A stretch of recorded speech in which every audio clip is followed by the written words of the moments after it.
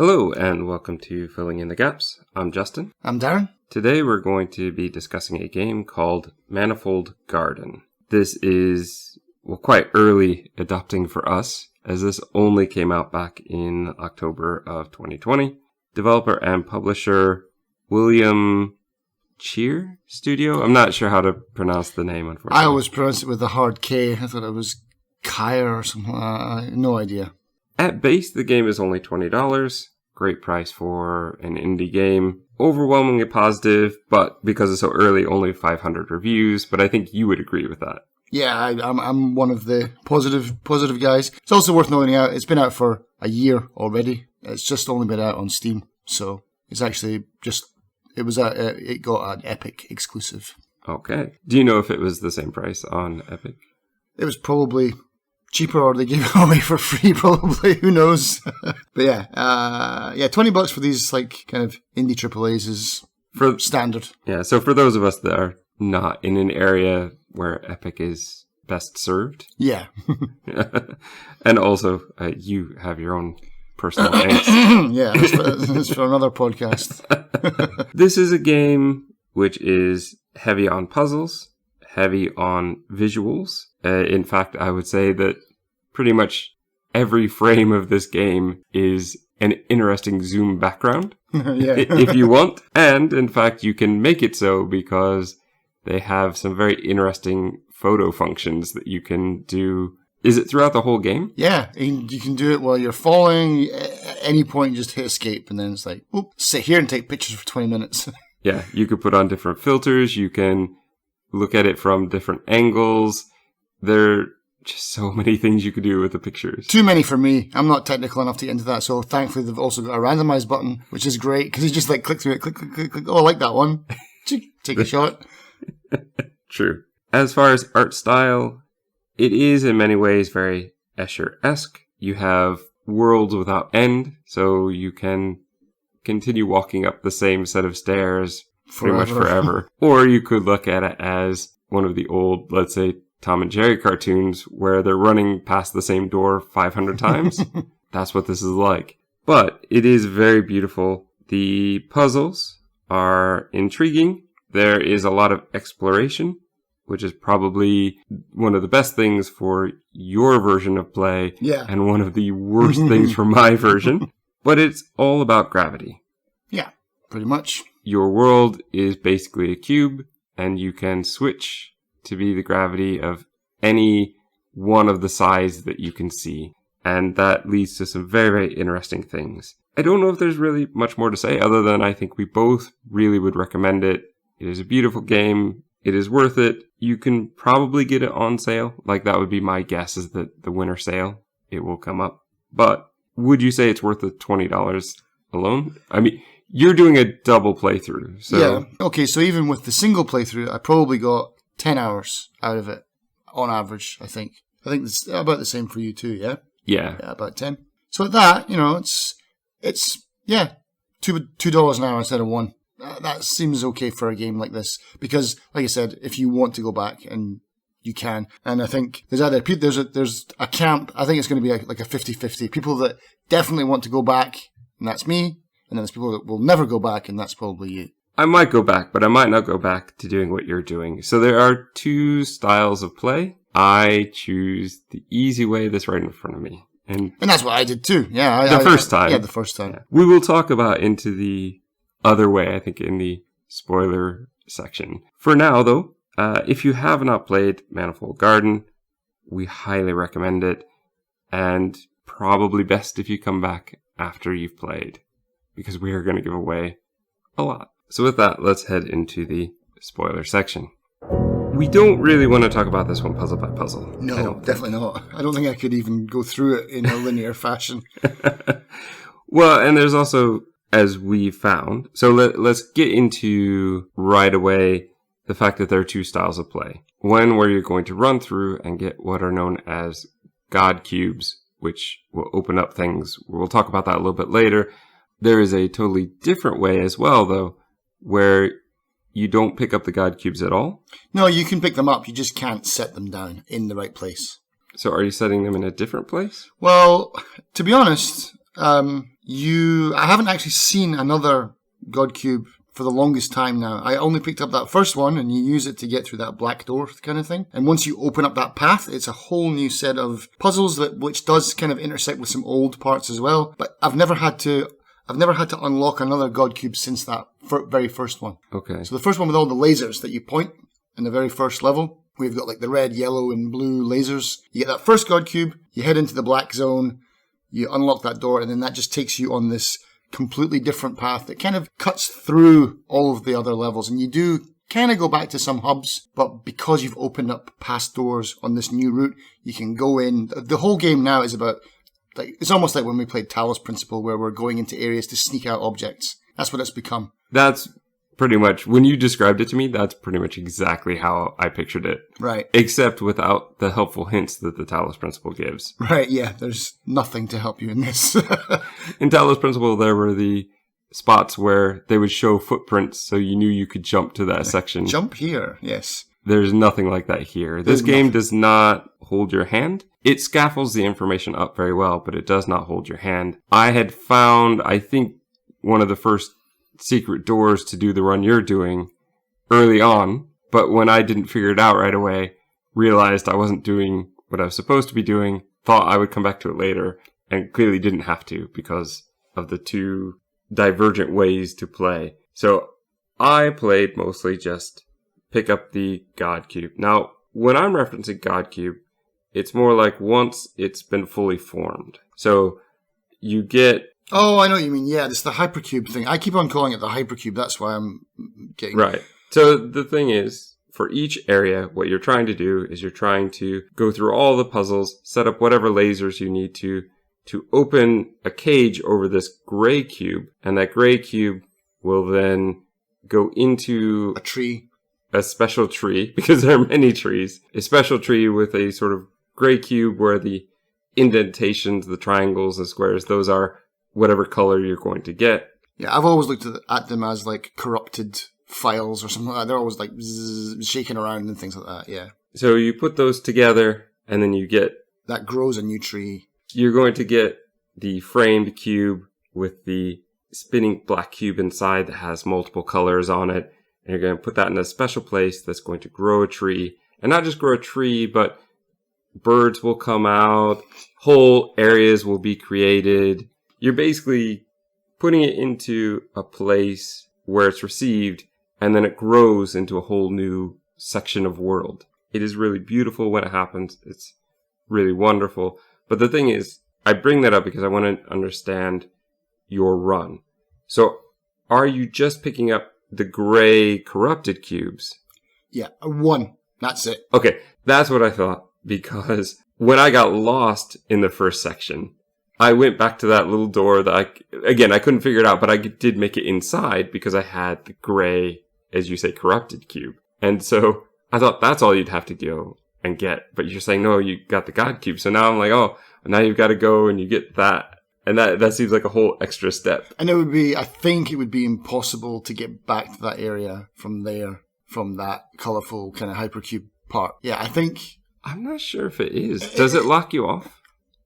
Certain parts do, yeah. Okay. Like, so in this playthrough that I'm doing now, where I'm trying to avoid picking up or placing any God cubes. That's maybe a more accurate term would be placing them, not picking them up. You can pick them up, but you can't put them down in the right place. And so, yeah, some parts are gated, and I've had to loop back around to an area because the door shuts behind you, and you're like, oh no, I'm locked in here, can't go back. But luckily, on this second run, on this playthrough, a lot of the doors remain open. And usually, if you go through a door where it closes behind you, you're like, oh, I've made a wrong turn, and I'm going in the way that the game wants me to go in. But yeah, I couldn't imagine playing this my way the first time round. You'd be so lost. And I think you would end up just taking the regular path again anyway, because you wouldn't know what you were doing, and you wouldn't know the tricks that you pick up along the way that the game teaches you. So it's not impossible, but it would require a totally different way of thinking. And then if you went back to play it the regular way, you'd be like, man, this is easy.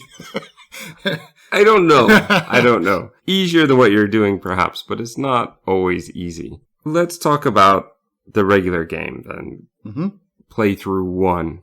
my style. I see an objective and I go for it. It starts off very just beautifully. Like, you are there. It does give you hints that pop up as far as what button to press. Right. But other than that, it doesn't really teach you anything. You were meant to figure it out. This is one of those games that I think works very well for the two of us who have played many games like it.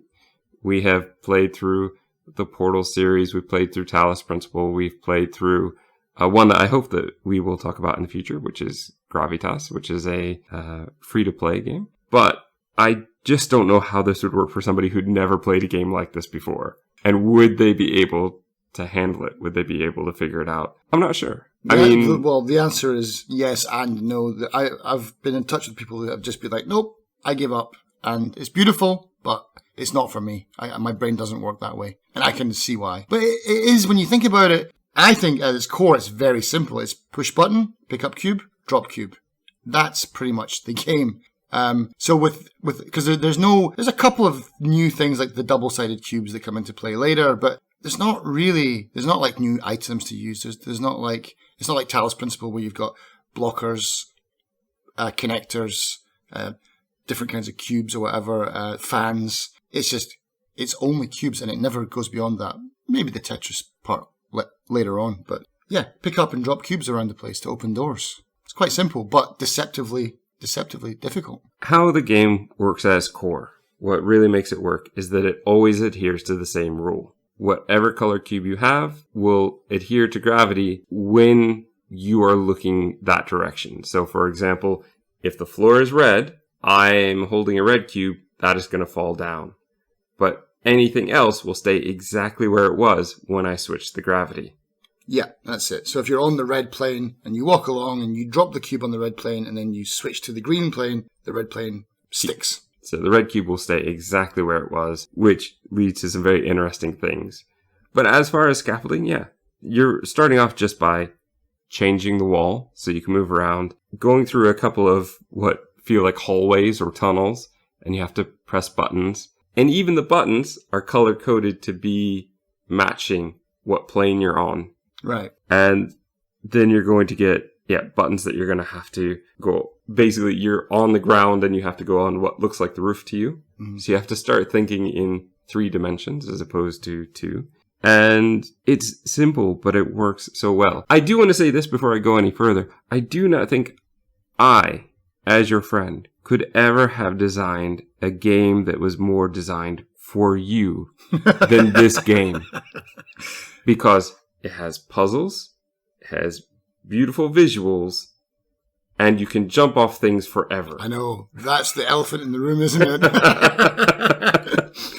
You're going to do that very early on when you get out of the first building. First thing I did. Woo! Can you die in this game? And it's like when I just found out you just loop and loop and loop and fall forever with such a great feeling of gravity and great sounds that go along with it. That whoosh of air as you're going down. I was in heaven, man. Just wait till you get VR for this. Yeah, I know. Sure that'll be great. Oh God, don't tempt me.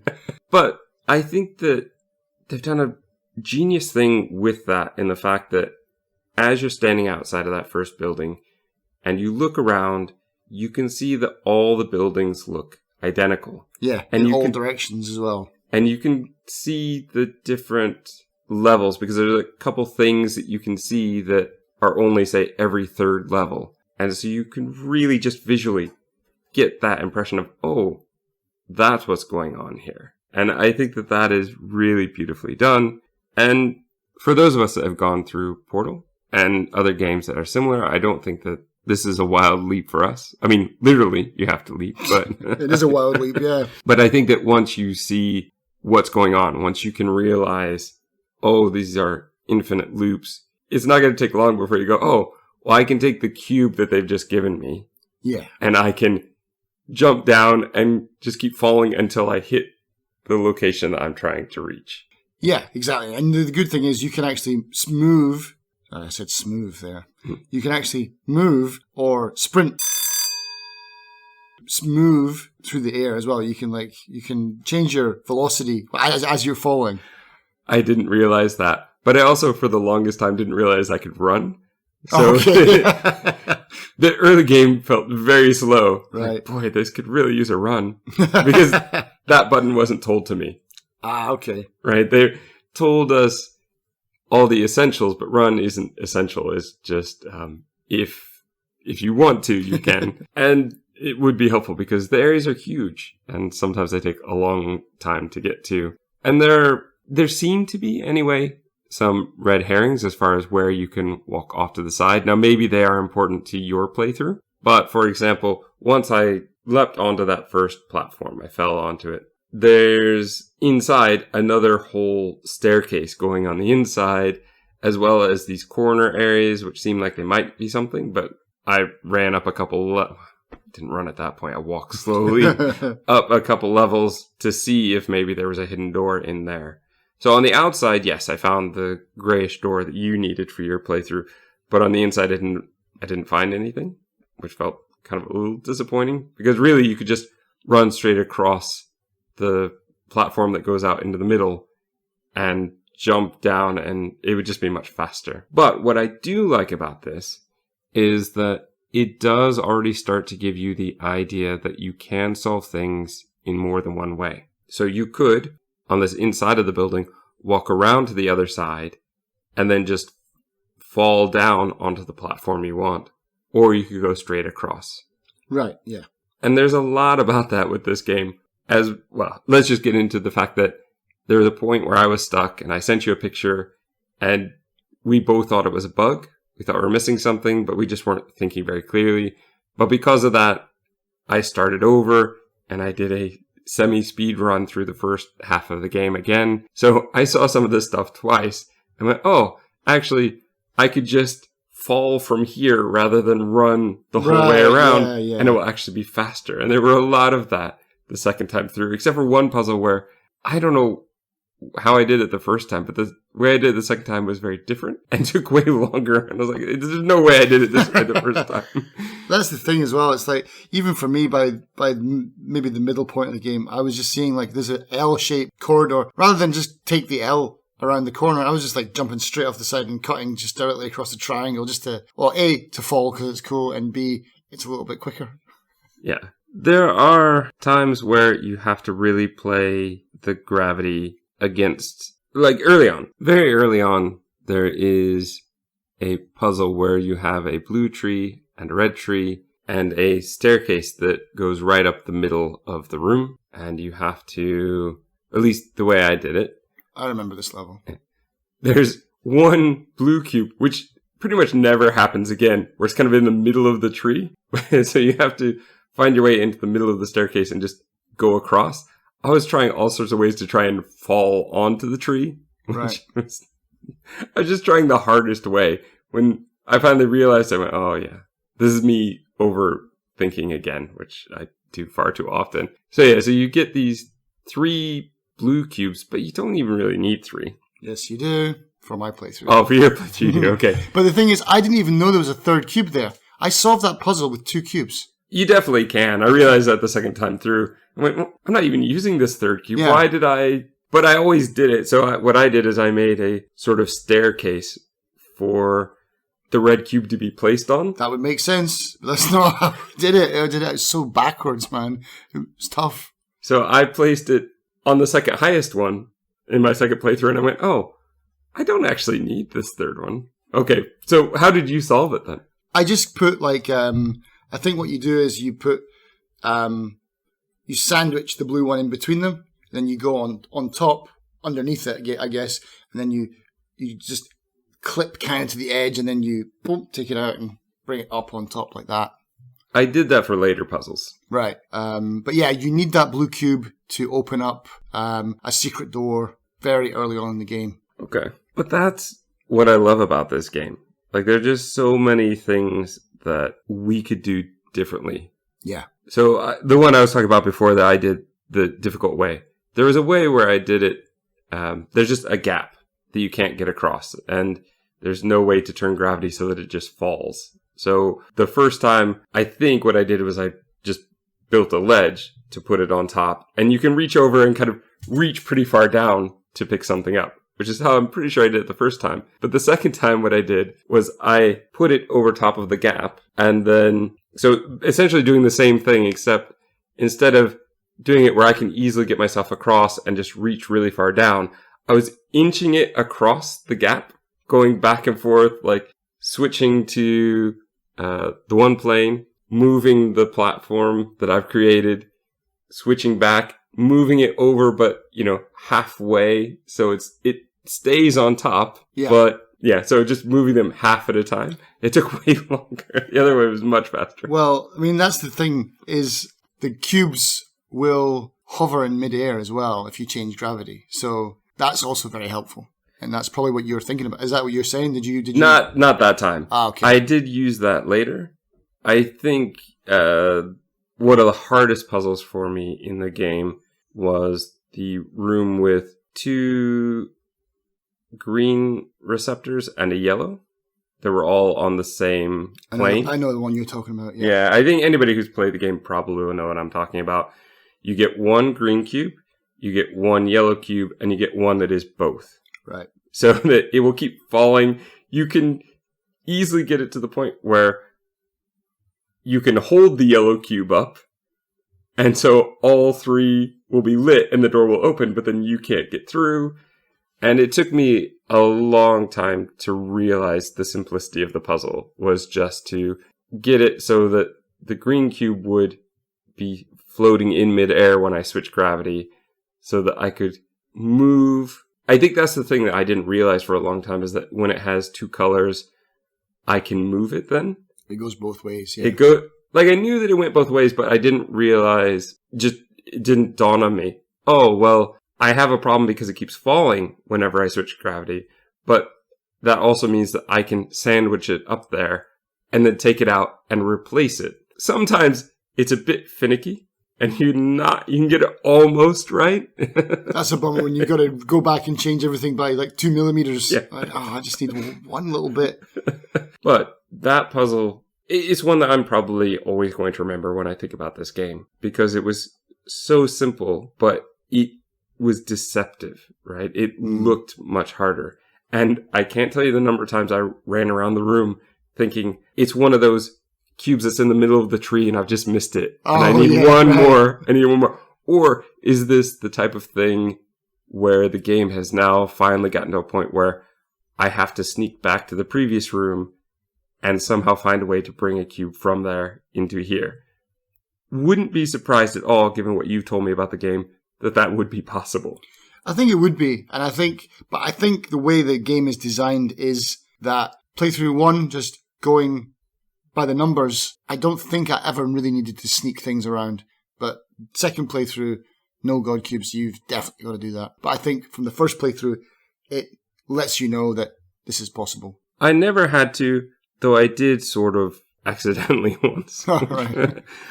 Let's go ahead and get into that now. So there's a couple areas, but there's one main area with what we refer to as giant Tetris pieces, because they're not all the same shape. You have some that are L-shaped, some that are kind of straightforward, one that's U-shaped with energy channels running through them.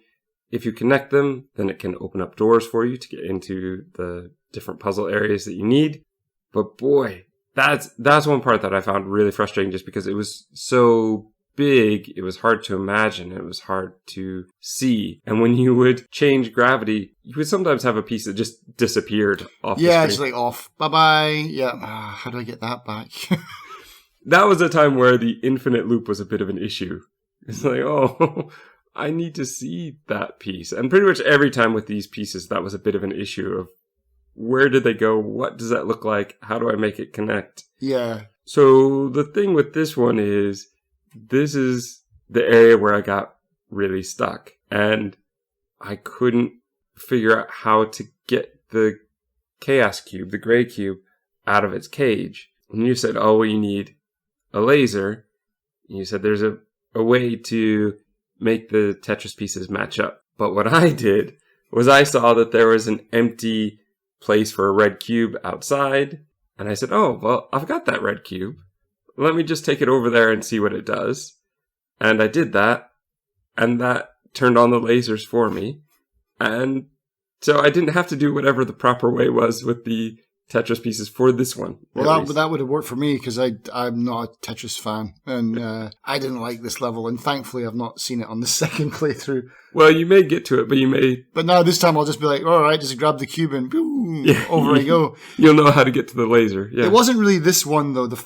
You're talking about the first time you see the Tetris puzzles. That's the first time when you open the door and you see like the giant Tetris ones. I had a problem with like the second one where you have to get the water to flow on top of them. It was tricky, but There was one part where I was just like skydiving alongside one of the giant Tetris blocks, just going like, I need to stop this at the right point. I was probably solving it completely wrong. Like, you could probably just like knock it into something and then have it would be in the right place. But I was like getting it, and then I was standing on it, and then, okay, now, boom, jumping off of it and like clinging to the side so it stopped. Okay, it's in the right spot, or edge it over a little bit, just going back and forward, back and forward. If you do the pieces in the right order, you get the first one in place, and then the others will be stopped against it. So you just need to do it. It's a order of operations. You need to get them to fall in the right order.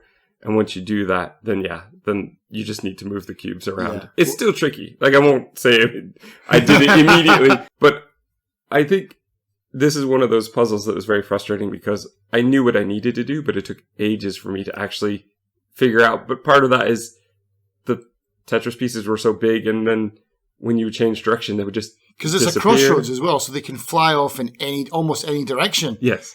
And I got them in place at one point, and then I was like, all right, I'm done. And then I remember just looking back and going, oh no, they're not close enough to the waterfall. The water's not going on top of them anymore. Oh, I got to do everything backwards and get them into place again. And there's no reset button. Yes, and there's also, in that room, you're not really in an infinite loop. So when you jump down, you're now on the ground. It's like, oh, I'm back in limited reality where I have to walk back up the stairs again. Man, stupid reality. There's also let's talk about the waterfalls. The water was a very interesting mechanic. I liked it a lot. Yeah, I mean, I guess that's one thing that I should eat my words on from before. They're definitely cubes, but they do introduce this waterfall, and that's a new kind of mechanic to the game that they do introduce later on. Yeah, because you can actually rotate the cubes, and then they've got little arrows on them that channel the water at a 90-degree angle. And yeah, again, Scaffold did very well. It's just like, first one is just like turn it around a corner. And then you can grow new trees with cubes if you water them, which is kind of interesting to get more cubes. The really interesting one was the water level with the first kind of portal that you see. And in that one, yeah, that stumped me for a while. There were, I think, I was lost. 3 or 4 blue cubes on a tree. You look through the glass and you can see this fountain that is pouring the water out. But when you walk in, it's gone. Yeah, it's very antechamber. And so what you have to do is you have to walk through that door, through another door, and then turn right because a new door has appeared, which actually takes you into the room. So you have to keep running back and forth to the tree to get the water to go through these portal doors, essentially, to get to where you need it to be. Because you can't get the water to go uphill. No. There's a set of stairs, you can't make it go up. Right? Yeah, that's the one thing the game is like, you can mess with gravity, but gravity always just goes in one direction. And the water has a color which follows the plane as well. So, which is very helpful. Yeah, because when you change the plane, then it just turns into like ice, I guess, kind of. And then you can walk on top of the water. And at some points in my second playthrough, I've had to walk on the edge of that, like drop down. I know it's possible, but I didn't have to do that for mine, yeah. But yeah, so yeah, the water is very interesting. I liked it. And again, one thing we haven't talked about is the sounds of this game. All the sounds are really good. I like the audio kind of experience of this game.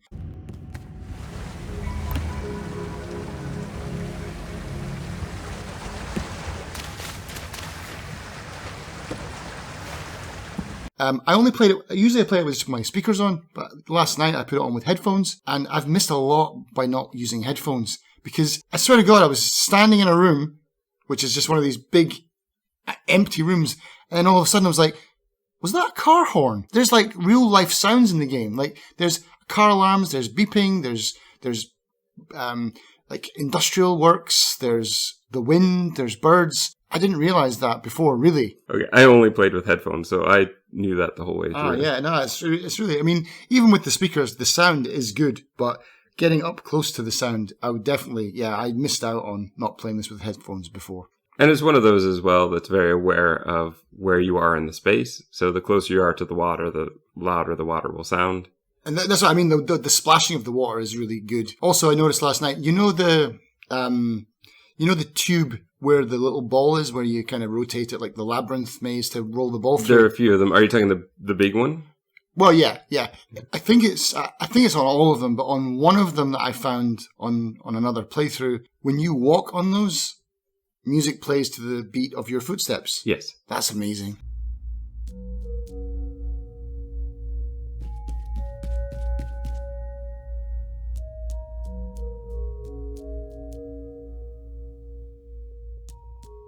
I love stuff like that.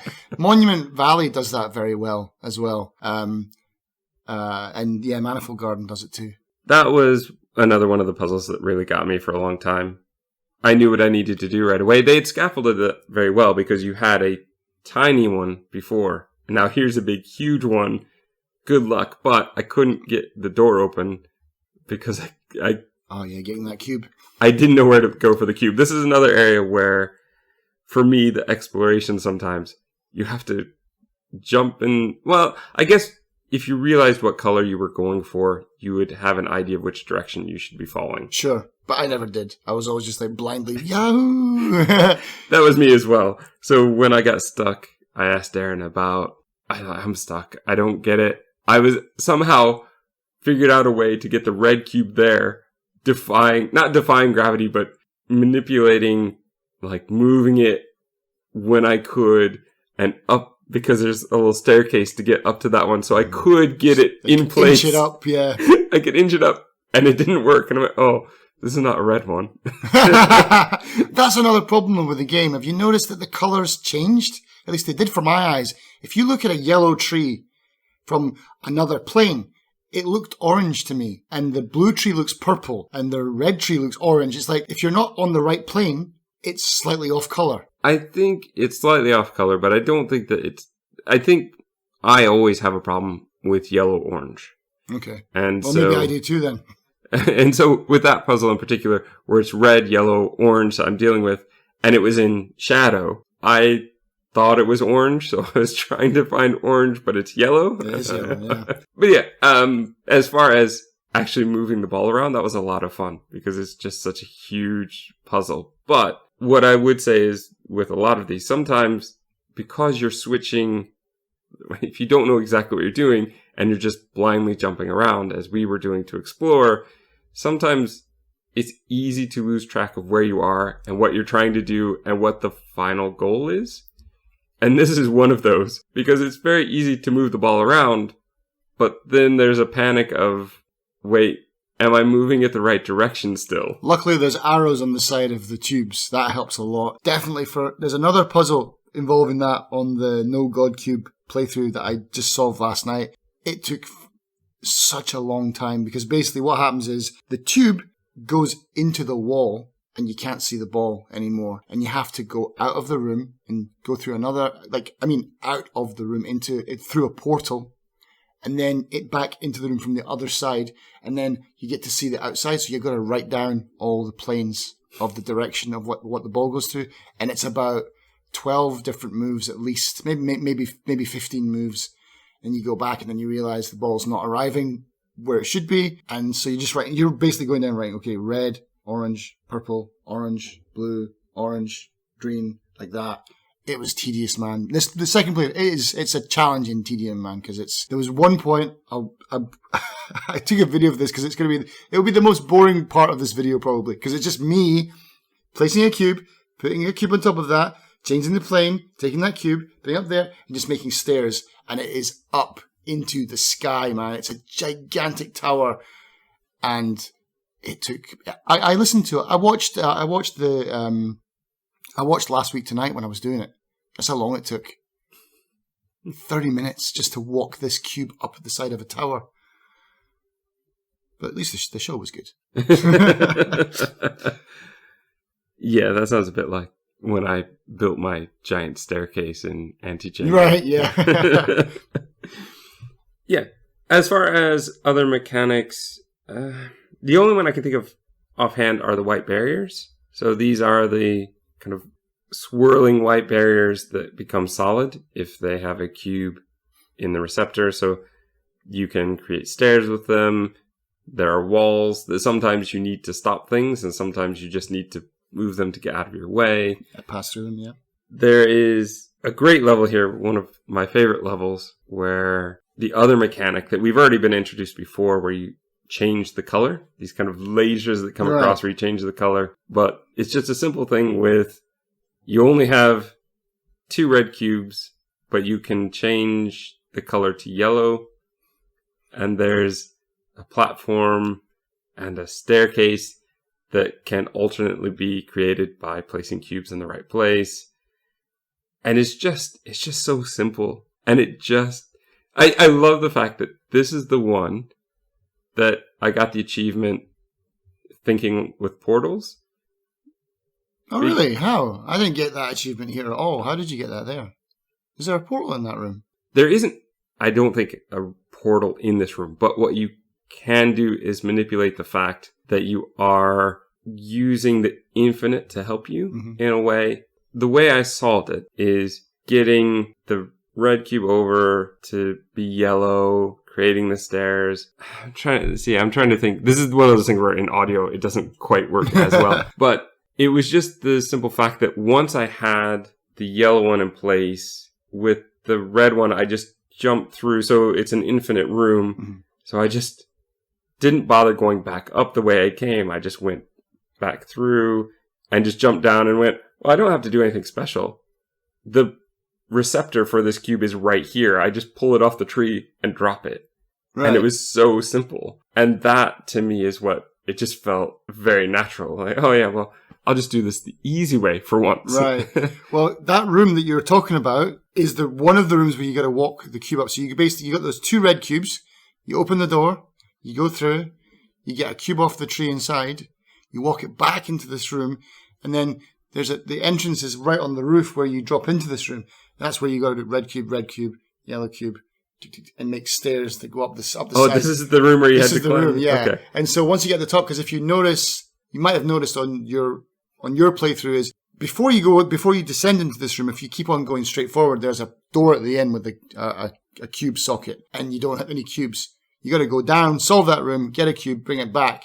But usually you just be like, no, it goes right here. And then you just keep continuing. And you're like, I'll get that later. Because there are a lot of doors that either you can't push a button from your side and they're locked. Those are doors that I'm coming through now into those rooms.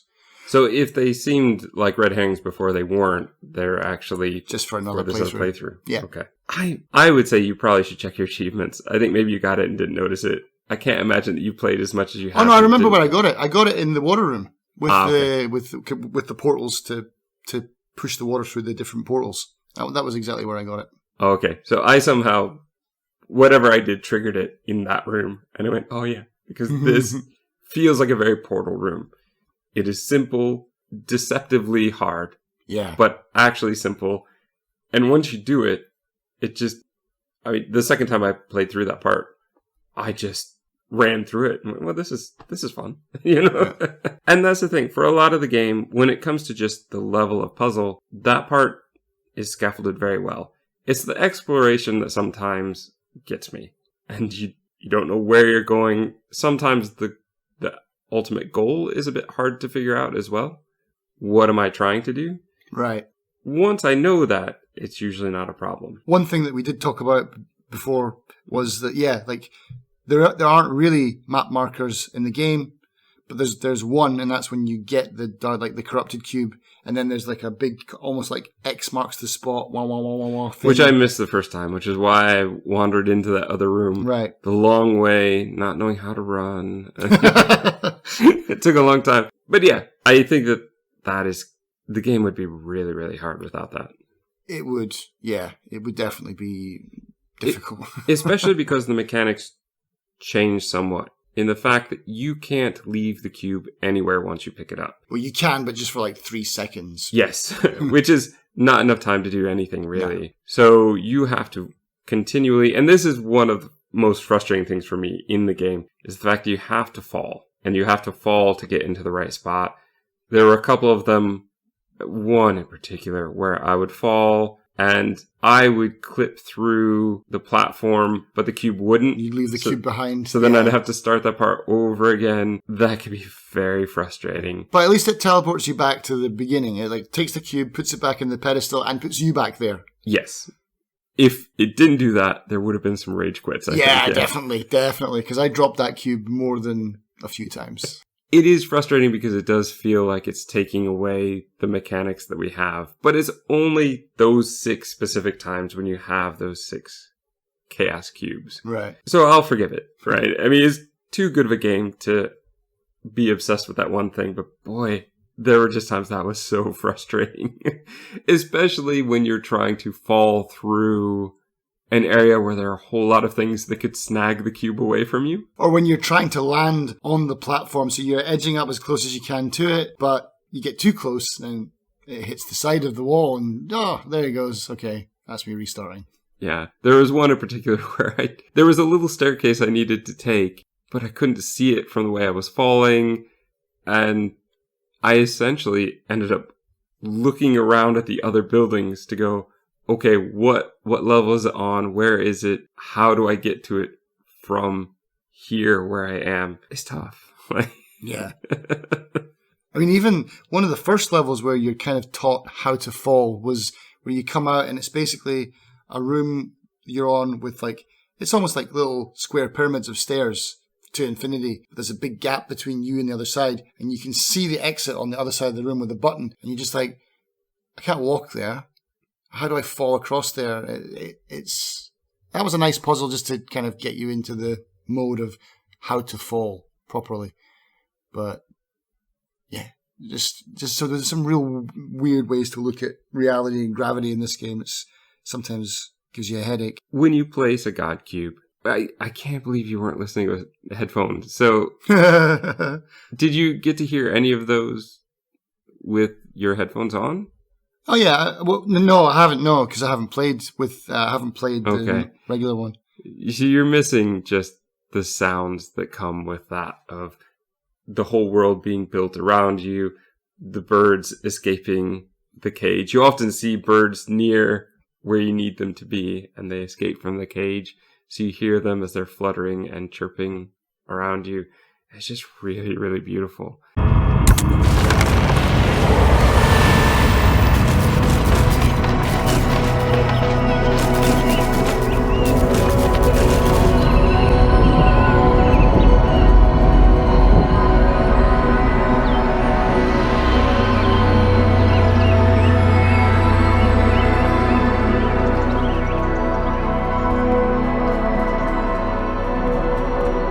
And you also get to see a lot of the gray chaos disappear.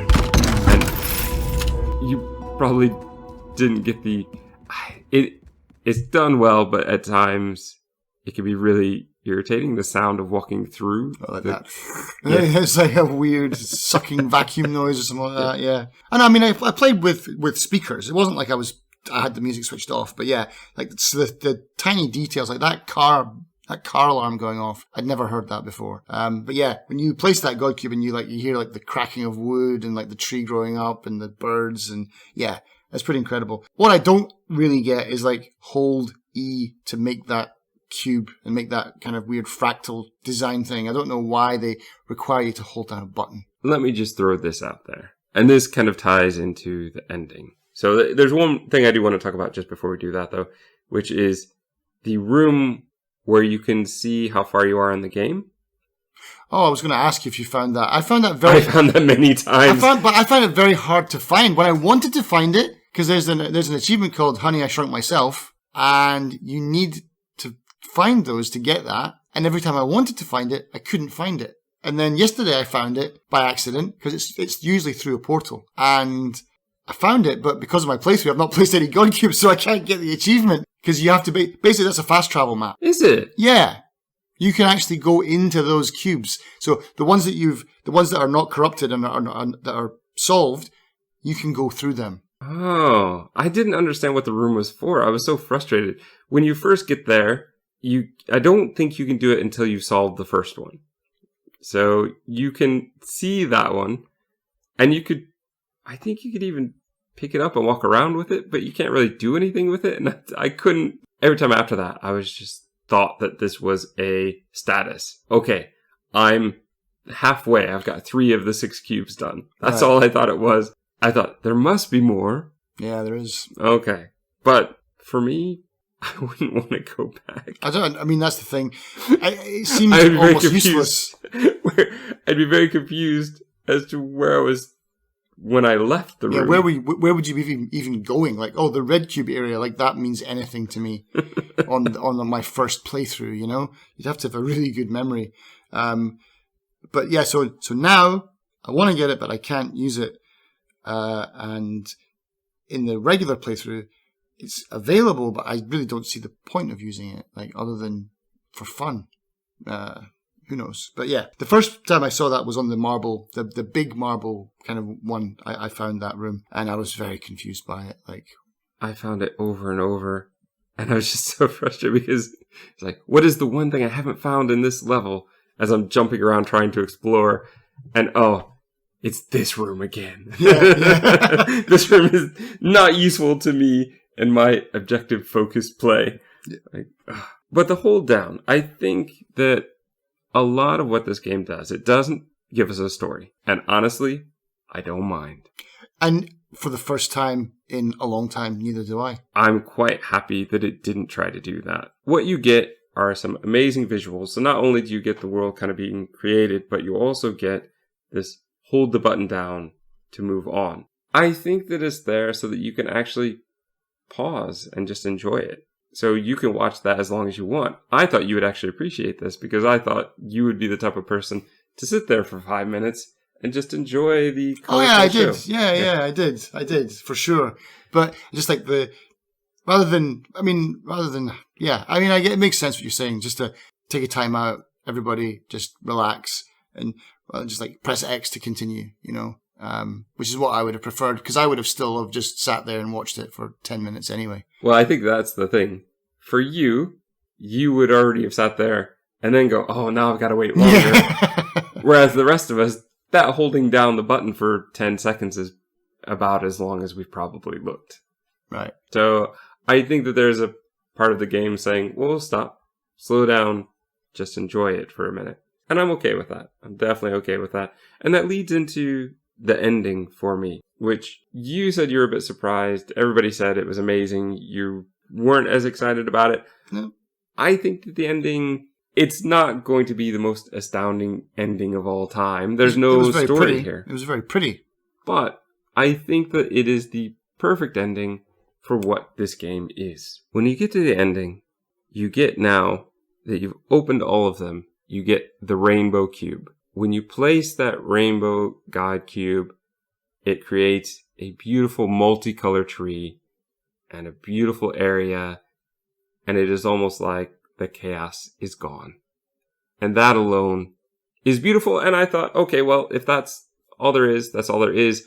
I understand why Darren was a bit disappointed. But then you're actually not done, because you have a whole other area of puzzles to do. And what I love about this section, this is why I think the ending for me works so well. You're running through, you're doing puzzles that are not quite as difficult for the most part, but require all of the elements that you've done before. And in some ways, kind of going backwards through them. So the things you learned mechanically later, you're going to basically progress down to where you're just to the point of pressing a button, to the point where you're just walking across this long platform in the endless void and jumping off.